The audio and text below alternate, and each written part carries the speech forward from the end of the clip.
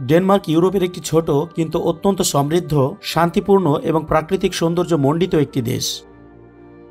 এই দেশটি তার উন্নত জীবনযাত্রা, আধুনিক সমাজ ব্যবস্থা, সমৃদ্ধ ইতিহাস এবং প্রাকৃতিক সৌন্দর্যের জন্য বিশ্বজুড়ে বিখ্যাত। মরুচরের এই পর্বে আজ আমরা জানব ডেনমার্ক কেমন দেশ, ডেনমার্কে মুসলিমদের সংখ্যা কত, ডেনমার্ক কিসের জন্য বিখ্যাত, দেশটির ভালো দিকের পাশাপাশি কি কি মন্দ দিক আছে ইত্যাদি। ডেনমার্ক উত্তর ইউরোপে অবস্থিত এবং এটি স্ক্যান্ডিনেভিয়ার একটি অংশ। এটি একটি দ্বীপপূর্ণ দেশ যেখানে প্রচুর পরিমাণ দ্বীপ রয়েছে, তবে সবগুলো দ্বীপে মানুষের বসবাস নেই।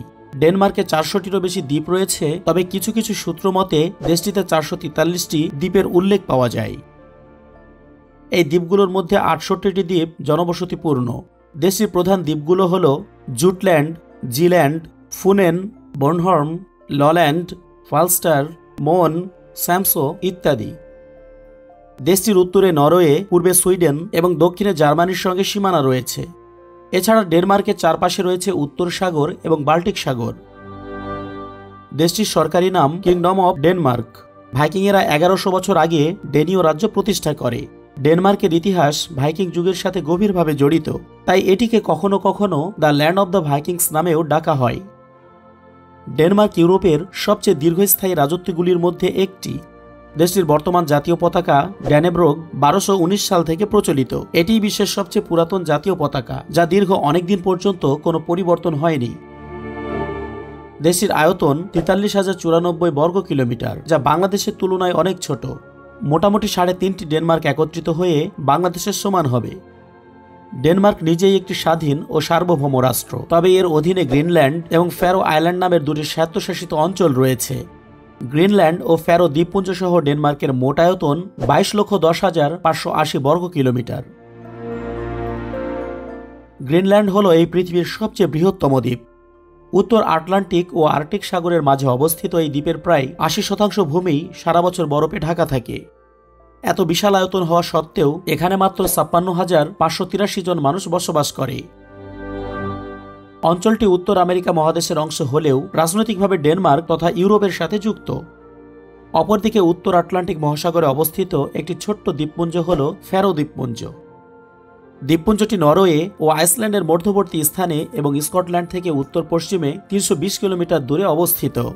খাড়া পাহাড়, সবুজে মোড়া ঘাসের ভূমি, হাজারো সামুদ্রিক পাখির কলকাকলি, বাতাসে সাদা মেঘের আনাগোনা এবং মহাকাশের তুমুল গর্জন জায়গাটিকে এক স্বপ্নের দুনিয়াতে পরিণত করেছে। ফ্যারো দ্বীপপুঞ্জ নিয়ে মরুচরে বিস্তারিত একটি প্রতিবেদন থাকার কারণে এই প্রতিবেদনে আর বেশি কিছু বলা হলো না। যাই হোক, এই দুটি অঞ্চল ডেনমার্কের অংশ হলেও তারা অভ্যন্তরীণ বিষয়ে ব্যাপক স্বায়ত্তশাসন ভোগ করে। ডেনমার্কের নাগরিকদের ড্যানিশ বা ড্যান্স বলা হয়। শুধুমাত্র মূল ডেনমার্কে 59,82,117 জন মানুষ বসবাস করে, অর্থাৎ দেশটিতে মানুষের ঘনত্ব প্রতি বর্গ কিলোমিটারে 139 জন। এখানকার প্রধান ভাষা হল ড্যানিশ, তবে ইংরেজি খুবই প্রচলিত এবং বেশিরভাগ মানুষই ইংরেজিতে দক্ষ। ডেনমার্কের রাজধানী কোপেনহেগেন, যা ইউরোপের অন্যতম সুন্দর এবং আধুনিক শহর। কোপেনহেগেন বিশ্বের সবচেয়ে পরিবেশ বান্ধব শহরগুলির মধ্যে একটি। এটি স্ক্যান্ডিনেভিয়ার বৃহত্তম নগরী এবং সংস্কৃতি, বাণিজ্য ও পর্যটনের কেন্দ্রবিন্দু। শহরের উন্নত জীবনযাত্রা, পরিষ্কার পরিবেশ এবং সামাজিক নিরাপত্তা একে বিশেষ করে তুলেছে। কোপেনহেগেনকে দ্য সিটি অব সাইক্লিস্টও বলা হয়। শহরটিতে সাইকেলের সংখ্যা মানুষের সংখ্যার চেয়েও বেশি। শহরের জনসংখ্যা প্রায় 6,60,000, কিন্তু এখানে সাইকেলের সংখ্যা প্রায় 6,80,000। শহরটিতে সাইকেল চালানোর জন্য 400 কিলোমিটার মতো আলাদা সাইকেল লেন রয়েছে এবং শহরটির প্রায় 62% মানুষ প্রতিদিন বিভিন্ন কাজে সাইকেল ব্যবহার করে। গ্রীষ্মকালে কোপেনহেগেনের সূর্য প্রায় 17 ঘন্টা পর্যন্ত আকাশে থাকে। এই সময় শহরটিতে রাতের বেলাতেও আলো দেখতে পাওয়া যায়, যা এক অনন্য অভিজ্ঞতা এনে দেয়। 2025 সালের সাধারণ কর ব্যবস্থা অনুসারে ডেনমার্কে কোনো ব্যক্তির সর্বোচ্চ আয়করের হার প্রায় 55.9%। অর্থাৎ ক্ষেত্রবিশেষে কোনো ব্যক্তি 100 টাকা আয় করলে তার প্রায় 56 টাকায় সরকারকে কর হিসেবে দিয়ে দিতে হবে। এটি পৃথিবীর সবচেয়ে বেশি আয়কর প্রদান করা দেশের একটি। ডেনমার্কের উচ্চ আয়কর থাকা সত্ত্বেও দেশের নাগরিকেরা উচ্চমানের জীবনযাত্রা, বিনামূল্যে স্বাস্থ্যসেবা এবং শিক্ষার সুবিধা ভোগ করে, যা তাদের জন্য এই কর ব্যবস্থাকে গ্রহণযোগ্য করে তোলে। অর্থাৎ তাদের এই কর দিতে কোনো রকম দুঃখ পেতে হয় না। ডেনমার্কের অর্থনীতি খুবই শক্তিশালী এবং এটি উচ্চ আয়ের দেশ। এখানে স্বাস্থ্যসেবা, শিক্ষা এবং সামাজিক নিরাপত্তা ব্যবস্থা বিশ্বের অন্যতম সেরা।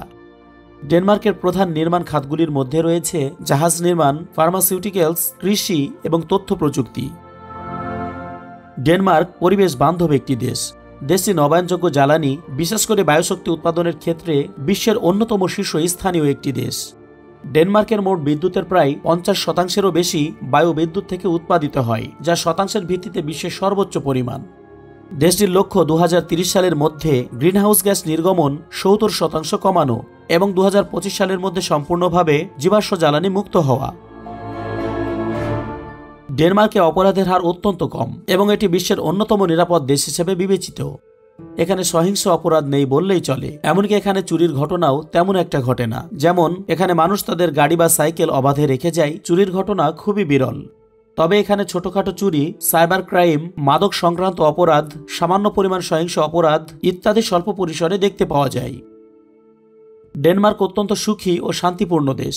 2025 সালের গ্লোবাল পিস ইন্ডেক্স অনুসারে দেশে শান্তিতে দ্বিতীয় স্থানে রয়েছে। প্রথম স্থানে রয়েছে ফিনল্যান্ড। আমাদের দেশের মানুষ যতই বয়স্ক হতে থাকে ততই তাদের দুঃখ কষ্ট বাড়তে থাকে। পরিবারের কাছে তারা বোঝা হয়ে যায়। কিন্তু ডেনমার্কের বয়স্করা বিশ্বের অন্যতম সুখী ও সন্তুষ্ট।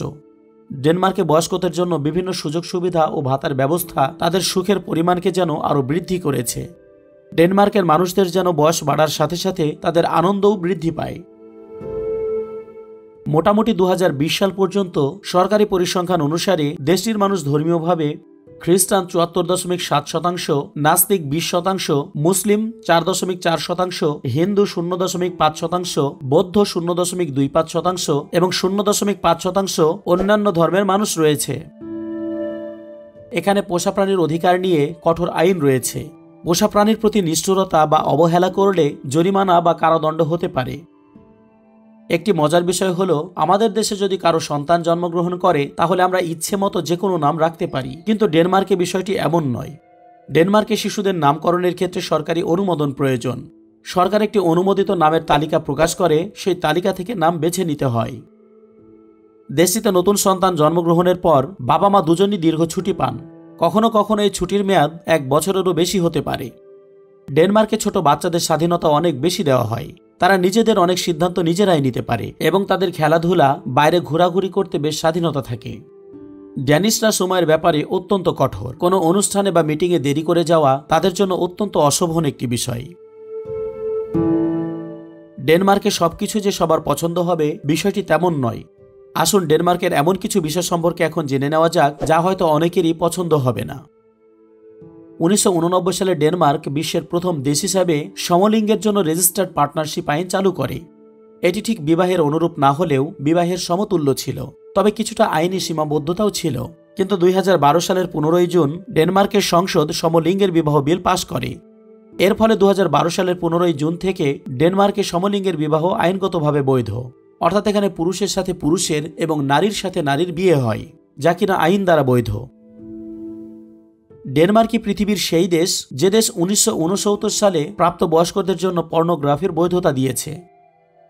ডেনমার্কের অনেক সৈকতে মানুষজনকে নগ্ন হয়ে সাঁতার কাটতে বা রোদ পোহাতে দেখতে পাওয়া যায়, যা কিনা এখানকার একেবারে স্বাভাবিক বিষয়।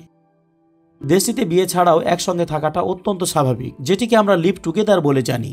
অনেক দম্পতি দীর্ঘদিন একসঙ্গে থাকলেও তারা বিয়ে করেন না, আর এটা এখানকার সমাজে একেবারে গ্রহণযোগ্য এবং স্বাভাবিক একটি বিষয়। ডেনমার্কে প্রকাশ্যে অ্যালকোহল বা মদ ক্রয় বিক্রয় এবং পান করা সম্পূর্ণ বৈধ। যদিও এই সকল বিষয়গুলি বা রীতিনীতিগুলি শুধুমাত্র ডেনমার্কেই প্রচলিত নয়, এগুলি পৃথিবীর অনেক উন্নত দেশেই প্রচলিত। ডেনমার্কে কোনো পর্বত নেই। দেশের সর্বোচ্চ বিন্দু মাত্র 170 মিটার উঁচু, যা কিনা 55 তলা বিল্ডিংয়ের সমান উঁচু। দেশের শিক্ষা ব্যবস্থা বিশ্বব্যাপী প্রশংসিত। ডেনমার্কের শিক্ষার হার অত্যন্ত উচ্চ এবং দেশটি বিশ্বের সবচেয়ে শিক্ষিত জাতিগুলির মধ্যে একটি। ডেনমার্কের প্রায় 99% মানুষ শিক্ষিত। এখানকার শিক্ষা ব্যবস্থায় গবেষণা, উদ্ভাবন এবং প্র্যাকটিক্যাল স্কিলের উপর বিশেষভাবে গুরুত্ব দেওয়া হয়। ডেনমার্কে বিশ্ববিখ্যাত ও সম্মানজনক কিছু বিশ্ববিদ্যালয় রয়েছে, যেমন university of Copenhagen, Aarhus university, technical university of Denmark, Copenhagen business school ইত্যাদি। আপনি ডেনমার্কের যেখানেই থাকেন না কেন সর্বোচ্চ মোটামুটি 64 কিলোমিটার মতো সরল রৈখিকভাবে গেলেই সাগর পাবেন। চারপাশে সমুদ্র থাকার কারণে এর জলবায়ু তুলনামূলকভাবে মৃদু, অর্থাৎ ডেনমার্ক খুব বেশি ঠান্ডা বা খুব বেশি গরমের দেশ নয়। দেশটিতে শীতকালের তাপমাত্রা -1 ডিগ্রি সেন্টিগ্রেড থেকে 5 ডিগ্রি সেন্টিগ্রেড পর্যন্ত ওঠানামা করে এবং গ্রীষ্মকালে এই তাপমাত্রা 15 ডিগ্রি সেন্টিগ্রেড থেকে 25 ডিগ্রি সেন্টিগ্রেড পর্যন্ত থাকে। গ্রীষ্মকালে মাঝে মাঝে তুষারপাত হয়, কিন্তু তার পরিমাণ অতটা বেশি নয়। তবে এখানে সারা বছরই কিছুটা বৃষ্টি হয়। ডেনমার্কের বাতাস বেশ প্রবল, বিশেষ করে উপকূলীয় এলাকায়। ডেনমার্কের উপকূল রেখা যেন শিল্পীর তুলিতে আঁকা। শান্ত সমুদ্রের ঢেউগুলো তীরে এসে আছড়ে পড়ে আর সোনালি বালির উপর সূর্যের আলো চিকচিক করে। দিগন্তজোড়া নীল জলরাশি আর আকাশের মিতালি এক অপার্থিব দৃশ্যের সৃষ্টি করে। দেশি সবুজ মাঠগুলো যেন এক মখমলের চাদর। দিগন্ত বিস্তৃত সবুজ ঘাস আর তার মাঝে মাঝে মাথা উঁচু করে দাঁড়িয়ে থাকা প্রাচীন গাছগুলো এক শান্ত পরিবেশের তৈরি করে। বসন্তকালে রঙিন ফুলের সমারোহে প্রকৃতি যেন এক নতুন রূপে সেজে ওঠে। ডেনমার্কের প্রাকৃতিক সৌন্দর্য যেন এক শান্তির বার্তা বয়ে আনে। এখানে কোলাহল নেই, আছে শুধু প্রাকৃতিক স্নিগ্ধতা। পাখির কলরব, বাতাসের মৃদু শব্দ আর সমুদ্রের ঢেউয়ের গান মনকে শান্ত করে দেয়।